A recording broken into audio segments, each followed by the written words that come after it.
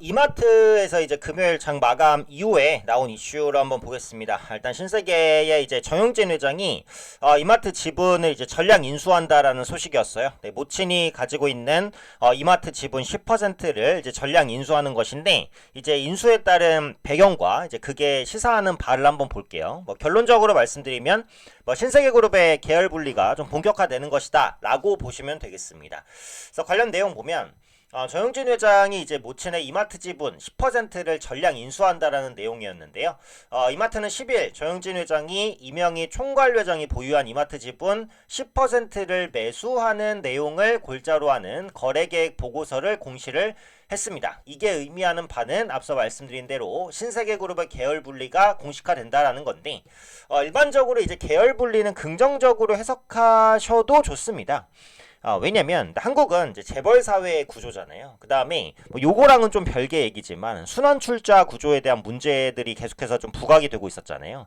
그러니까 A가 B를 지배하고 B가 C를 지배하고 C가 A를 지배하고 이렇게 돌아가는 출자 구조가 있을 경우 A에 문제가 생기면 B와 C에 다 문제가 생기는 요런 구조가 있습니다. 그래서 최근까지 이제 재벌들이 수직 계열화 구조, 그러니까 A가 B를 지배하고 B가 C를 지배하고 여기서 딱 끝나는 요런 구조로의 이제 전환을 계속해서 추진하면서 뭐 중간 지주사도 들어오고 뭐 요런 부분들이 있었죠. 그래서 기업의 하나의 부실이 다른 데까지 전이되지 않도록 그렇게 이제 구조를 바꿨는데, 이 계열 분리 같은 경우에도 마찬가지긴 해요. 신세계와 이마트가 이제 같은 계열로 계속 묶여 있으면 한쪽의 기업이 뭔가 문제가 생길 때 다른 기업이 그 기업을 지원하다가 같이 문제가 생길 가능성도 있어요. 그래서 대기업 내에서도 이제 분리를 추진하는 것이 장기적으로는 각각의 각자 도생을 위해서도, 그리고 뭔가 문제가 발생했을 때도 다른 기업에 이제 문제가 미치지 않게 하는 영향을 위해서도 결국은 이제 계열 분리는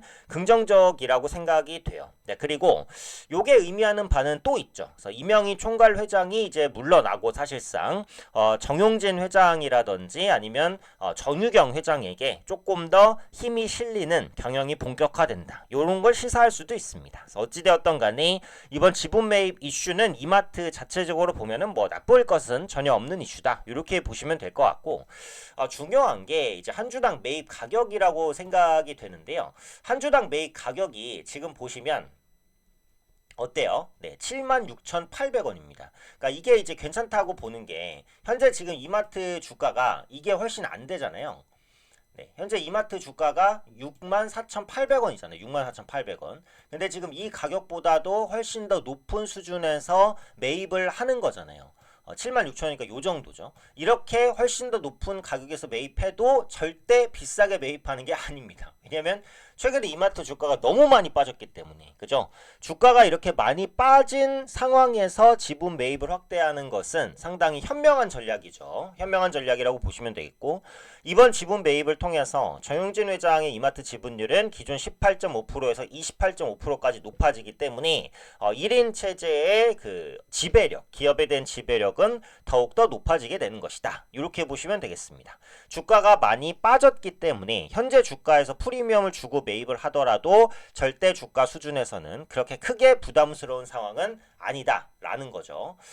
이러다 보니까 이제 정유경 신세계 회장에게도 이목이 쏠리고 있어요. 왜냐?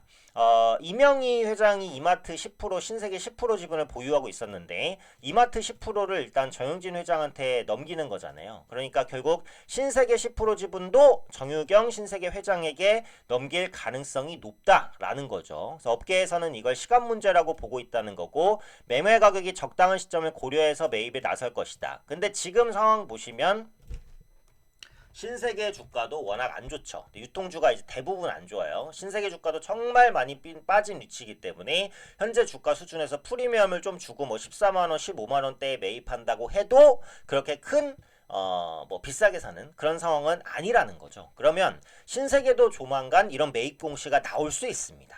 그래서 이마트가 요 공시 이후에 시간 후에 5%가 올라서 마감이 됐었단 말이에요. 그래서 신세계 같은 경우에도 요 공시가 나오면 주가가 상승할 가능성이 높아요.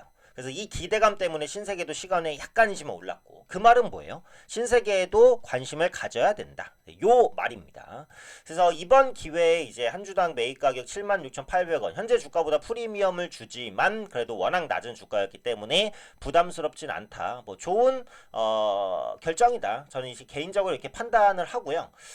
지금 보시면 물론 이제 이마트의 그 상황이 녹록치는 않죠.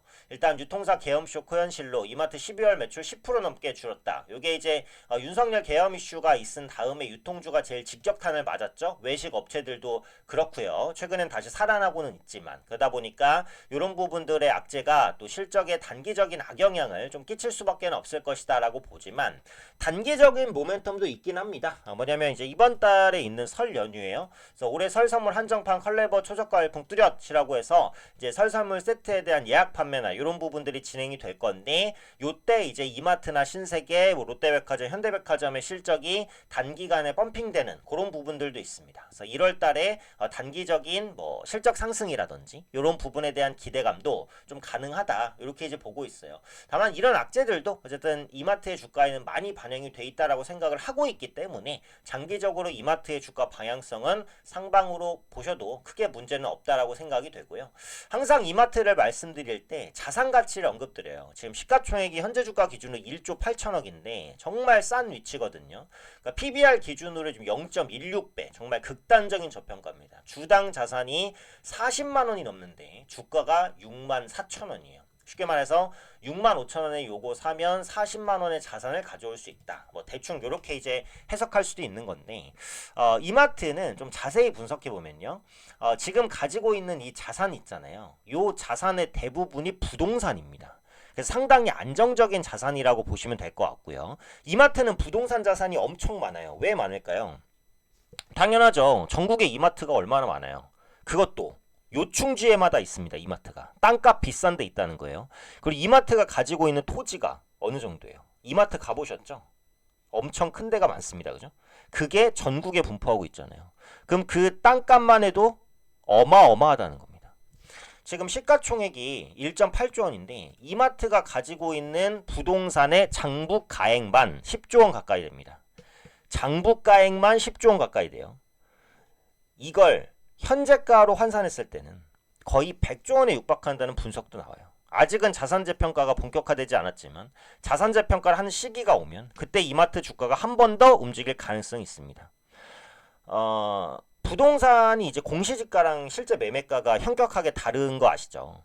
이마트 같은 경우에는 이 장부가를 안 고친 지가 엄청나게 오래됐기 때문에 이 장부가를 시가평가로 바꾸는 순간 자산 가치는 훨씬 더 펌핑이 됩니다. 그러면 지금 0.16배의 PBR이 0.02배, 0.03배까지도 극단적으로 떨어질 수 있다는 거거든요. 그러면 실적이 아무리 안 좋고 전망이 안 좋다고 하더라도 자산 대비 가치가 너무 저평가가 되어 있기 때문에 그런 부분들은 다시 한번 부각될 여지는 언제나 있습니다. 부동산 부자고 부동산 시가평가 작업을 했을 때 가장 크게 수혜를 받을 수 있는 종목이 바로 이마트입니다. 그래서 만약에 이마트 투자를 고려하시는 분들은 이런 부분을 참고하시면 되겠고, 비단 이마트만 그렇지는 않죠. 사실은 뭐 신세계도 그렇고 뭐 롯데쇼핑도 그렇고 지금 넉포과대 유통주들이 대부분 부동산 가치가 상당히 좀 높게 형성이 되어 있는데 그런 부분들을 주가가 거의 반영받지 못하고 있다. 이렇게 보시면 될 것 같습니다.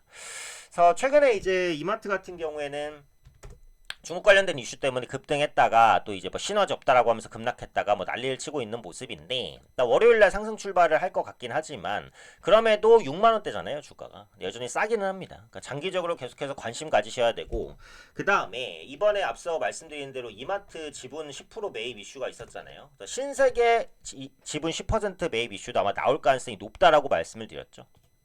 그렇게 되면 주가 일정 수준의 이제 펌핑으로 작용할 수도 있기 때문에 신세계에 대한 관심도 일정 부분 좀 필요할 것 같습니다. 그래서 이번 이마트 지분 인수 이슈에 대한 해석과 앞으로의 영향, 그리고 유통주의 부동산 가치까지 간략하게 설명드렸으니까요. 이런 부분들 참고하셔서 매매하시면 좋을 것 같습니다.